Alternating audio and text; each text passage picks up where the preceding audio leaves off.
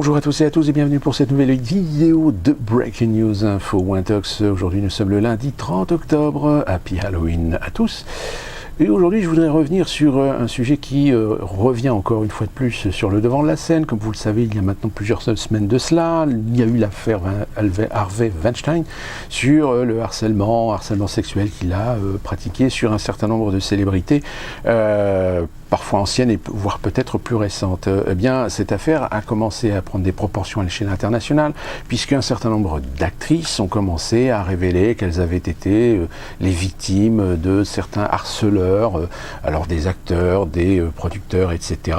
Ce qui fait qu'aujourd'hui, on est quand même dans une situation extrêmement délicate, parce que aller prêcher le faux du vrai et le vrai du faux, sans vouloir remettre en question, évidemment, la parole de victime, il est parfois aussi difficile d'admettre qu'on peut être aussi en face de manipulation et de tractation pour essayer justement de jeter le discrédit sur des carrières, sur des images, sur même parfois des situations compétitives sur le marché du show business, que ce soit la télévision ou le cinéma. Et bien aujourd'hui, lundi 30 octobre, eh bien, on a une nouvelle révélation. Une révélation qui vient de l'acteur Anthony Rapp. Anthony Rapp que peut-être vous ne connaissez pas, mais si vous voulez savoir qui c'est, eh bien c'est un des acteurs qui joue actuellement dans la nouvelle série Star Trek Discovery. Eh bien cet acteur a révélé que il y a plusieurs années de cela, quand il avait 14 ans, alors que Kevin Spacey en avait 26, je crois, eh bien il accuse Kevin Spacey d'avoir éventuellement fait une proposition ou l'avoir incité à avoir une relation sexuelle avec lui. Il n'y a pas eu une relation sexuelle proprement dit, mais rien que le fait de la proposition, et en plus de ça, apparemment, suivant ce que Anthony Rapp a témoigné, Kevin Spacey, c'était durant une soirée, avait l'air un petit peu déjà bien bourré, on va dire, et serait tombé sur le lit, sur lui, etc. Donc il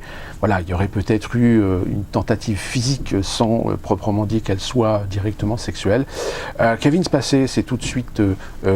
expliqué par le biais d'un billet sur les réseaux sociaux, en expliquant que, un, il ne se souvenait pas de cet épisode, que deux, si c'était véritablement le cas, eh bien il s'en excuse, mais c'était à une époque de sa vie où il ne savait trop exactement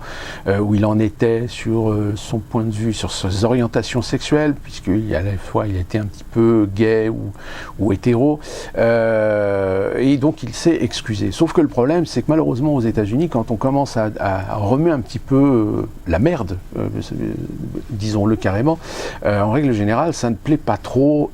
aux commanditaires, ça ne plaît pas du tout d'ailleurs aux différentes sociétés qui utilisent plus ou moins l'image de cet acteur. Il faut savoir que Kevin Spacey, depuis quelques années, est un des acteurs bankable d'Hollywood, surtout depuis qu'il est en tête d'affiche de l'adaptation américaine de cette série britannique, car oui, il s'agit à l'origine d'une série britannique qui s'appelle House of Cards, qui est diffusée en exclusivité sur le réseau Netflix. Eh bien, Netflix vient d'annoncer aujourd'hui, comme quoi, vous voyez, c'est assez rapide, que la 6e saison, qui est actuellement en tournage et qui sera diffusée en 2018, eh bien, sera la dernière. Et les producteurs ont également confirmé qu'il n'y aura pas d'autres saisons concernant House of Cards. Une décision peut-être regrettable et peut-être un peu excessive, voire peut-être précipitée, alors que pour l'instant, on n'a pas véritablement les tenants et les aboutissants pour savoir si Anthony Rapp est véritablement sincère dans son propos, et s'il se joue véritablement dans une position de victime, ou alors est-ce que c'est des règlements de compte entre studios, entre différentes entités du show business américain, ce qui aujourd'hui est fortement probable, car il faut savoir que la compétition aux États-Unis est extrêmement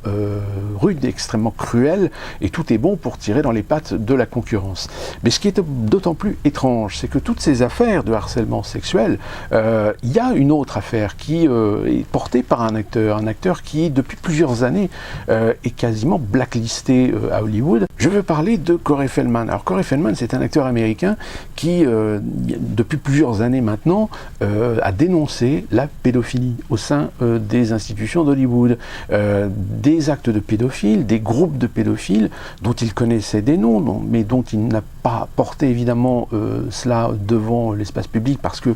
évidemment aux États-Unis il pourrait très rapidement être mis devant les tribunaux pour dénonciation sans preuve, voire diffamation. Et pourtant un autre acteur déjà aussi un peu plus connu que lui, qui est Elijah Wood. Elijah Wood, lui aussi, a fait allusion à ces réseaux pédophiles à Hollywood, mais étant donné que Corey Feldman avait déjà abordé le sujet depuis plus de nombreuses années maintenant, eh bien, il est devenu un danger. Il est devenu un danger pour l'omerta, pour la loi du silence qui plane sur Hollywood. Et c'est pour cette raison d'ailleurs que c'est un acteur qui a été quasiment blacklisté depuis de nombreuses années. Et pourtant, aujourd'hui, eh bien, il profite justement de cet engouement contre les harcèlements, de toute forme qu'ils soient, pour essayer de remettre sur le devant de la scène aussi les problèmes de pédophilie au sein d'Hollywood. Et pourtant, c'est là qu'on est confronté véritablement à cette hypocrisie ambiante des médias. Eh bien, très peu de médias relaient son témoignage, très peu de médias le soutiennent dans sa volonté d'essayer de faire la lumière justement sur ces réseaux pédophiles au sein d'Hollywood et au sein du cinéma américain, et voire même au sein de certains réseaux internationaux. Et donc, par conséquent, c'est là qu'on se rend compte qu'aujourd'hui, tout le grand déballage sur le harcèlement sexuel qu'il y a aujourd'hui dans le milieu du showbiz, eh bien, est à prendre avec beaucoup de pincettes et avec beaucoup de mesures. Car comme je viens de l'expliquer, concernant l'affaire Kevin Spacey,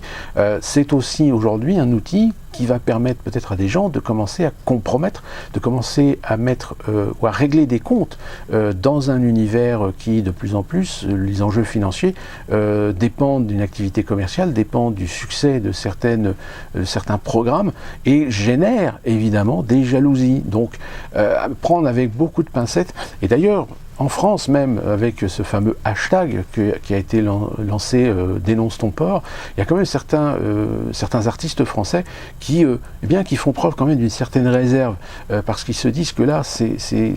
faut condamner, il faut dénoncer les actes de harcèlement sexuel ou de harcèlement tout court dans les milieux professionnels, et pas seulement dans les milieux artistiques, et pas seulement dans le cinéma, mais que aujourd'hui il y a un tel engouement, une telle volonté de dénonciation, une telle volonté de punir les coupables, qu'on en oublie qu'il faut aussi prendre en considération que une personne accusée reste innocente tant qu'on n'aura pas prouvé aux yeux de la justice sa culpabilité. Or malheureusement aujourd'hui, force est de constater qu'on a une fâcheuse tendance à mettre la charrue avant les bœufs et de commencer à vouloir détruire des carrières de certaines personnes simplement sur de simples propos d'autres personnes qui se disent avoir été victimes. Et c'est là tout le fondement du problème concernant le harcèlement sexuel et concernant même le viol, c'est que malheureusement, le consentement est parfois quelque chose d'assez hypocrite, le consentement est parfois voulu, caché, le consentement est aussi dans le fait de se taire, parce que voilà, il y a toujours le problème de l'ambition, de la carrière, et qui oppose justement les problèmes de choix dans le comportement des gens qui sont des victimes. Alors attention, ne trompons pas de cible, je dis simplement c'est qu'il faut faire très attention et avoir raison gardée et ne pas prendre comme argent comptant ce que toutes les personnes systématiquement vont vouloir prétendre à l'encontre de certaines personnes. Il faut toujours toujours avoir une raison gardée et toujours laisser la suspicion de l'innocence de ceux qu'on condamne. Et c'est souvent d'ailleurs ce qui peut jouer leur différence. C'est l'exemple de Harvey Weinstein où depuis plusieurs années, il avait cette réputation. Depuis plusieurs années, on savait qu'il y avait ce genre de pratique. Eh bien, inversement, en France, il y a toujours cette hypocrisie, au même titre, par exemple, que Roman Polanski. Roman Polanski qui a été défendu rubis sur l'ongle par un grand nombre de gens des milieux culturels, limite, ça fait un paquet de temps, il y a prescription, etc. Non, il n'y a pas prescription quand l'acte a été commis, surtout que la justice américaine a été saisie en temps et en heure, et que même si c'est un acte qui a été commis il y a maintenant presque plus de 30 ans, il reste néanmoins une affaire ouverte aux États-Unis et qui fait que d'ailleurs Roman Polanski a tout intérêt à ne jamais revenir sur le territoire américain parce que là il serait systématiquement arrêté. Donc voilà, c'est tout ce déballage qui a lieu aujourd'hui sur le harcèlement sexuel en général, je dirais à la limite que soyons prudents et ne tirons pas des conclusions trop hâtives sur des gens qui, si ça se trouve, peut-être n'ont absolument rien fait, mais sont simplement malheureusement victimes d'une situation compétitive, d'une situation économique dans un marché qui devient de plus en plus difficile, de plus en plus compliqué. Et concernant Kevin Spacey, même si la personnalité de l'acteur peut aussi susciter bien des questions parce que c'est un acteur comme bankable, mais qui, de temps à autre, a su parfois dire certaines vérités, et c'est pour cette raison d'ailleurs qu'il n'est pas très souvent invité dans les médias, parce que c'est une personnalité, un caractère qui, lorsqu'il a quelque chose à dire, il le dit, ce qui peut éventuellement déplaire à une certaine intelligence, déplaire à un certain milieu, et peut-être que cette affaire concernant Anthony Rapp, qui donc a dénoncé une tentative de viol sur sa personne lorsqu'il avait 14 ans par Kevin Spacey, et peut-être aussi une stratégie dans les stratégies que malheureusement l'Amérique est assez spécialiste en matière juridique pour développer et asseoir médiatiquement la destruction programmée d'une carrière ou d'une personnalité. Voilà, on se retrouve très prochainement pour une nouvelle Breaking News Info Intox, et d'ici là, n'hésitez pas à suivre le blog, n'hésitez pas à souscrire, n'hésitez pas à vous abonner à cette chaîne, et n'hésitez pas à aller visiter aussi le blog et à écrire éventuellement vos commentaires, le cas échéant. À très bientôt et portez-vous bien.